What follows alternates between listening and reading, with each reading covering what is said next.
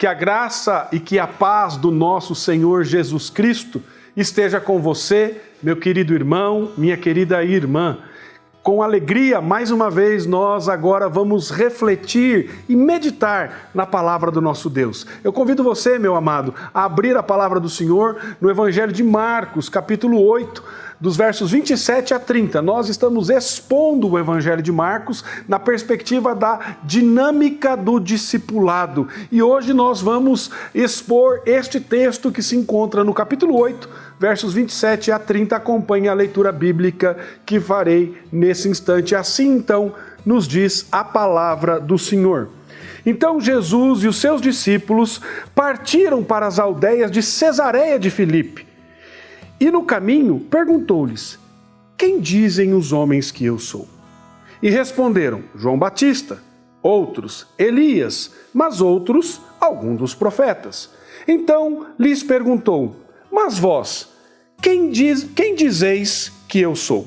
Respondendo Pedro lhe disse: tu és o Cristo. Advertiu-os Jesus que a ninguém dissessem tal coisa a seu respeito. Convido você, meu querido irmão, agora para que feche os seus olhos e nesse momento nós vamos orar ao Senhor pedindo a Ele que fale conosco através dessa exposição bíblica. Glorioso Deus, Santo, poderoso, eterno Senhor, que texto extraordinário esse, que texto maravilhoso, onde nós podemos aqui ver a confissão do apóstolo Pedro, reconhecendo Cristo como ungido, Cristo como aquele que é enviado pelo nosso Deus para ser o nosso Redentor, para ser aquele que pagará o preço e que pagou o preço por nós na cruz do Calvário. Portanto, Deus, nós agora que lemos esta palavra, que lemos este texto, e vamos agora meditar e refletir na exposição bíblica que será realizada, que o Senhor, em nome de Jesus, toque no nosso coração, para que sejamos, Deus, instruídos pela Tua palavra e tenhamos os nossos olhos abertos para ver aquilo que o Senhor quer que vejamos. Seja conosco, Senhor, abençoe-nos e fale ao nosso coração poderosamente. É a nossa oração em nome de Jesus, Deus, e que as palavras dos meus lábios, que o meditar do meu coração sejam agradáveis na Tua presença. Meu Senhor, minha rocha, meu Redentor, amado da minha alma, em nome de Jesus, o meu Redentor, é que oro. Amém. Eu realmente fico maravilhado como Deus trabalha em nossa vida e no nosso coração. Se você percebe a sua real condição diante de Deus, é porque você foi tocado pelo Espírito Santo de Deus, e isso é porque a graça do Senhor, a graça do Redentor, visitou a sua vida. Se não fosse essa visitação da graça de Deus, nossos olhos estariam totalmente fechados às verdades do Evangelho. Como nós vimos na exposição anterior, o Senhor Jesus, nessa dinâmica do discipulado, trabalha em nós para que vejamos claramente o seu propósito glorioso e o propósito para a nossa vida. O texto que nós lemos é um exemplo claro desse toque da graça que nos faz compreender as verdades do reino de Deus. Não há dúvida de que este é o epicentro do Evangelho de Marcos. É essa confissão de Pedro. Ela divide aqui as duas sessões deste evangelho. A primeira sessão é realmente focada na identidade de Jesus. Nós vemos o poder de Cristo, a sua autoridade, a sua compaixão e a sua graça em operação. Esta é a pessoa que vemos em Marcos 1:1. O evangelista declara ser o Cristo, o ungido, o Filho de Deus, Jesus de Nazaré, é o Messias. E em todos esses versículos você vê Jesus demonstrando quem Ele é e as incríveis obras poderosas e milagrosas que Ele realiza. Libertações, ressurreições, usando as forças da natureza. Agora, o que me chama a atenção é que o capítulo 1, desde o capítulo 1 até o capítulo 8, verso 29, parece não haver reconhecimento da verdadeira identidade de Jesus. A multidão não reconhece quem Ele era. Os escribas e fariseus não reconheceram quem Ele era. Os líderes políticos da época não reconheceram quem Ele era. Sabe, queridos, Isso não deve nos deixar impressionados. Sabe por quê?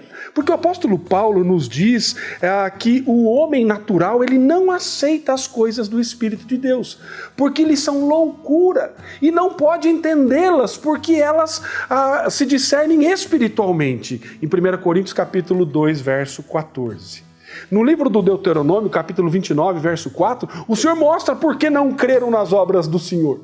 Porque o Senhor não vos deu coração para entender, nem olhos para ver, nem ouvidos para ouvir, até o dia de hoje. Então veja, meu querido, sem a graça de Deus, sem o toque do Espírito Santo para transformar a nossa vida, nós não conseguimos compreender nada, não conseguimos enxergar nada. Podemos olhar e examinar as Escrituras e olhar para as verdades do Evangelho, mas elas serão totalmente fechadas para nós porque o nosso coração está morto espiritualmente sem a graça. Não podemos responder às coisas espirituais sem o toque do Espírito Santo.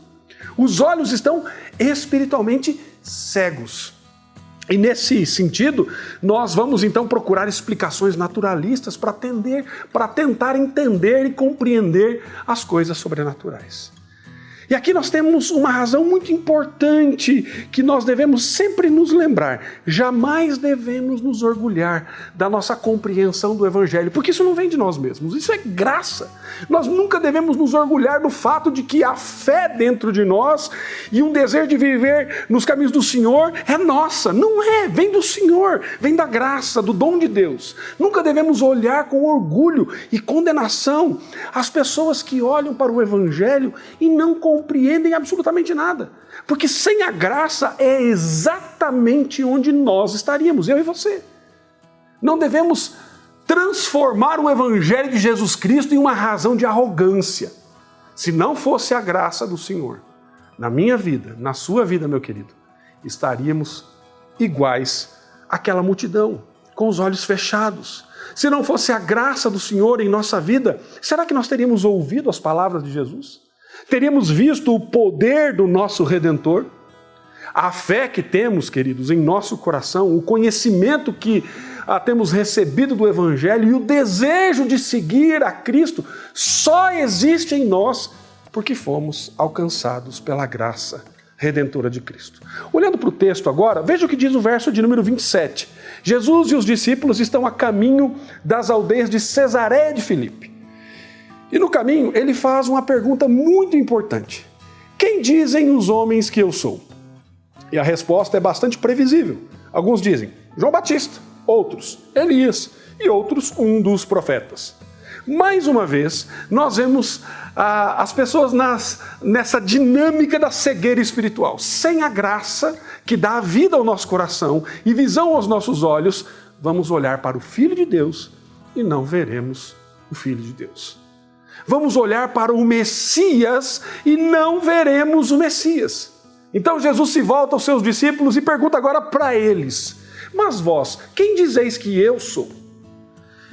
Então nós temos aqui uma confissão extraordinária, maravilhosa do apóstolo Pedro. E parece que ele aqui é o porta-voz do grupo, ele diz: tu és o Cristo.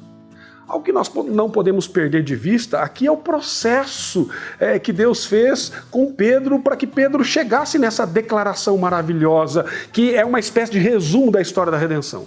O processo da dinâmica do discipulado aqui é fundamental para compreendermos por que Pedro faz essa confissão. Há não muito tempo atrás, Pedro era apenas um simples pescador, como muitos de seu tempo. Acordava todos os dias pela manhã, tinha sua rotina de trabalho, ia pescar, cuidava das redes, mas o chamado da graça chegou até ele pelas palavras redentoras do Cristo. E ele não fazia ideia do que iria acontecer com a sua vida, e agora ele tem a sua vida virada de cabeça para baixo.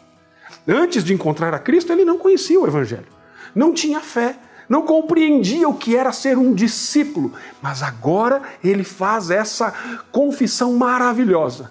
Pedro ainda não tinha a visão total do que iria acontecer. E sabemos que Pedro continua a ser discípulo e toda a sua vida é uma vida de aprendizado, de crescimento. Pois o Senhor continuaria trabalhando na vida desse homem, como nós veremos mais à frente. Deus continuaria amadurecendo esse homem, trabalhando nele para esse amadurecimento. Deus resgataria Pedro dele próprio, cada vez mais. E nós conhecemos a vida de Pedro. Sabemos que ele passou por muitos altos e baixos, não é mesmo? No entanto, a graça estava lá. A graça irresistível, poderosa e transformadora, continuaria moldando esse homem que agora faz essa confissão. E sabemos do trabalhar do Senhor na vida dele e que posteriormente ele se tornou um dos líderes mais notáveis da história e de fato passa a expressar com entendimento isso que ele declarou nesse momento. Sabe, meus queridos, é isso que a graça faz comigo e com você. Olhe comigo para a segunda carta de Pedro, no capítulo 1, verso 3 a 11. Diz assim, aqui nós somos encorajados sobre o que a graça faz em nós. Veja como o zelo do Senhor trabalha em nós e nos molda para sermos formados à imagem do Senhor Jesus Cristo a cada dia. O texto diz assim, visto como pelo seu divino poder nos têm sido doadas todas as coisas que conduzem à vida e à piedade, pelo conhecimento completo daquele que nos chamou para a sua própria glória e virtude, pelas quais nos têm sido doadas as suas preciosas e muito grandes promessas, para que por elas vos torneis coparticipantes da natureza divina, livrando-vos da corrupção das paixões que há no mundo. Por isso mesmo, vós, reunindo toda a vossa diligência, associai com a vossa fé a virtude, com a virtude o conhecimento, com o conhecimento o domínio próprio, com o domínio próprio a perseverança, com a perseverança a piedade, com a piedade a fraternidade, com a fraternidade o amor, porque estas coisas existindo em vós e em vós aumentando, fazem com que não sejais nem inativos, nem infrutuosos no pleno conhecimento do nosso Senhor Jesus Cristo. Pois aquele a quem estas coisas não estão presentes é cego, vendo só o que está perto, esquecido da purificação dos seus pecados de outrora. Por isso, irmãos, procurai com diligência cada vez maior confirmar a vossa vocação e eleição, porquanto, procedendo assim, não tropeçareis em tempo algum, pois desta maneira é que vos será amplamente suprida a entrada no reino eterno de nosso Senhor e Salvador Jesus Cristo. Sabe, irmãos, esse é um dos textos que fala muito ao meu coração na Escritura. Eu gosto muito desse texto. Que compreensão incrível e maravilhosa da pessoa e obra do Senhor Jesus Cristo e como isso se aplica ao nosso crescimento, à nossa vida, ao nosso cotidiano caído nesse mundo. Isso é o que a graça faz. É possível que você esteja me ouvindo agora e pense, eu tenho tanta coisa que eu não compreendo sobre o Evangelho ainda. Existem tantas perguntas que eu tenho, tantos questionamentos, há muitas questões que me confundem. Há momentos em que eu me pergunto o que Deus está fazendo na minha vida. Há momentos em que eu até mesmo chego a questionar a sua bondade. Eu me pergunto sobre o amor dele. Há momentos em que eu olho para a vida de outras pessoas e me pergunto se Deus me ama tanto quanto ama aquele que eu estou olhando. Meu querido, tudo isso é normal. Esses questionamentos são normais para a nossa vida. Especialmente nós que vivemos em pecado no mundo caído. Fique em paz. Sabe por quê? Porque Deus está trabalhando na sua vida. Se você é filho de Deus, por meio da graça, Ele te ensinará, te encorajará e te guiará. Ele vai colocá-lo em situações em que você é forçado a confiar nele e somente nele. Ele vai demonstrar o seu amor, o seu poder, a sua compaixão, a sua verdade, e Ele continuará a fazer isso até que você esteja completamente formado à imagem do seu Filho, do nosso Redentor. Portanto, meu querido, descanse na graça do Senhor. Descanse na graça do Senhor. Agora, é incrível que essa graça possa levar esse pescador a fazer essa confissão e depois levá-lo a se tornar um pastor experiente, que poderia aplicar essas verdades na vida de muitas pessoas. O que podemos falar sobre essa declaração de Pedro?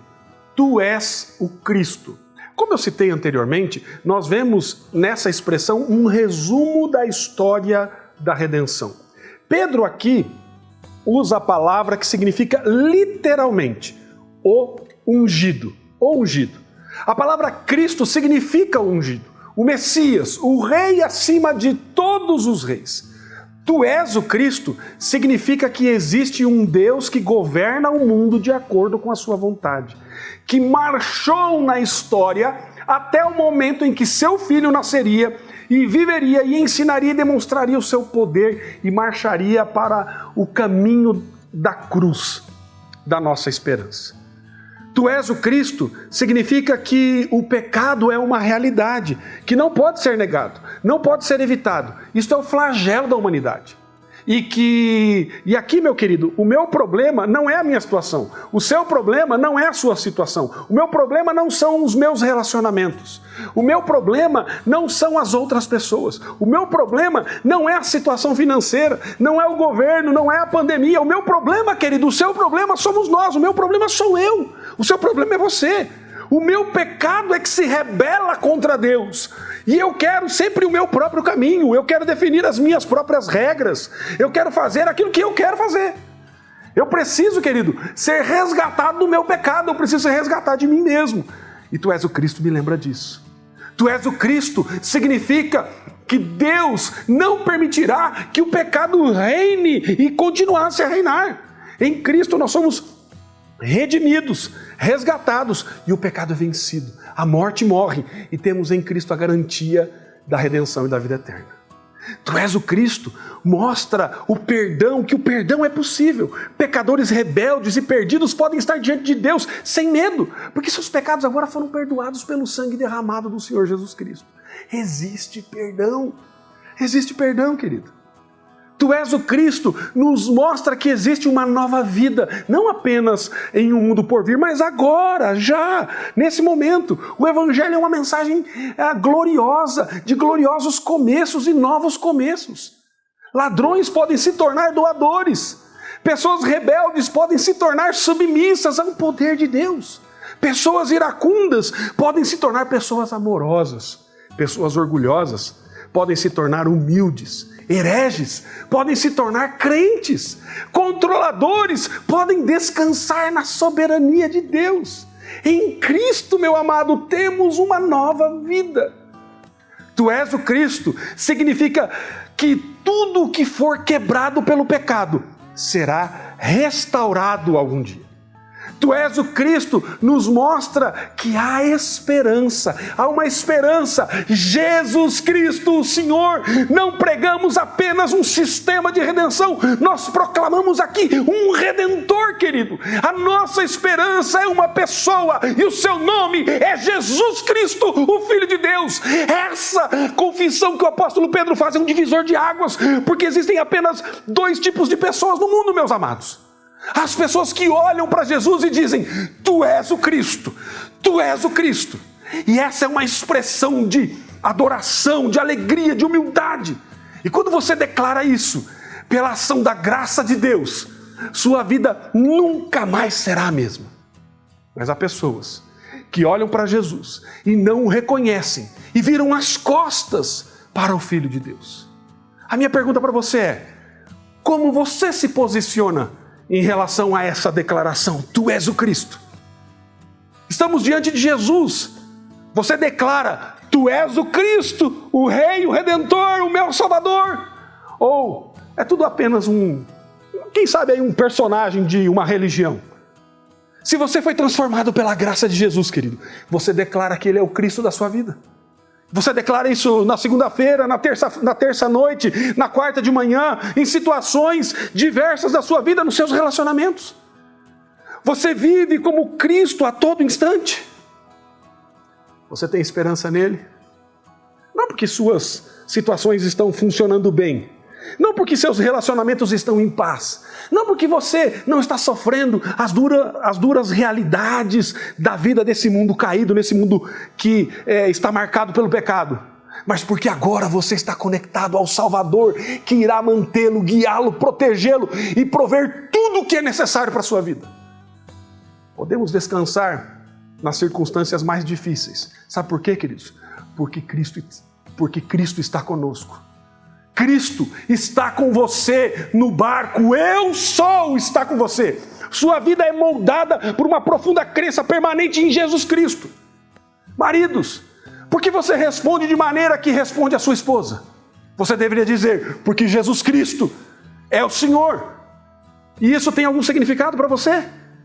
Pais, por que vocês respondem aos seus filhos do jeito que respondem? Você deveria dizer, porque Jesus é o Cristo, é o Senhor.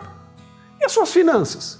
Por que você lida com o seu dinheiro e seus recursos do jeito que você lida? Você deveria dizer, porque Jesus é o Cristo, o Senhor. Isso tem algum significado para você, meu querido? Isto deve ser para nós o único ponto de orientação de nossa vida. Tu és o Cristo. Agora, na continuação do texto, parece um pouco confuso no verso 30, porque Pedro faz essa confissão maravilhosa, mas Jesus os advertiu que não dissessem a ninguém. Talvez nós esperássemos algo diferente. Puxa, isso mesmo, vocês estão certos. Vão lá, proclamem essa mensagem, diga para todo mundo que eu sou Cristo. Entretanto, Jesus mostra que a graça transformadora não é um evento, ela é um processo. É um processo que nos transforma. E essas pessoas não estavam prontas para uma explicação adequada sobre essas palavras. Veremos isso nas próximas exposições. E Jesus então começará a desvendar a sua missão de ser o Cristo, do ungido. Isso significa segui-lo, porque esses homens precisavam ser instruídos. E a maneira pela qual a advertência que Jesus faz é um compromisso de continuar a ensiná-los, a guiá-los e a ensiná-los e a guiá-los até que eles estejam prontos para levar a mensagem do Evangelho ao redor do mundo, até os confins da terra. Meu amado irmão, quem é esse Cristo para você? Ele é a sua esperança, Ele é a sua confiança, Ele é o seu descanso, você o reconhece. Seus olhos estão abertos para esse Cristo. Se estão abertos é porque a graça o visitou. Eu convido você, querido, a declarar: tu és o Cristo, e viver de maneira entregue totalmente a Ele, completamente a esse Senhor, submisso a Ele, sabendo que Ele é o nosso Senhor, o nosso Redentor. Portanto, meu amado, declare, confesse que Jesus Cristo é o Senhor, o ungido de Deus. Que Deus abençoe a sua vida e que você possa ter os olhos abertos pela graça de Deus para compreender a profundidade dessa declaração. Tu és o Cristo. Que o Senhor nos abençoe e nos guarde no nome do ungido Filho de Deus. Amém.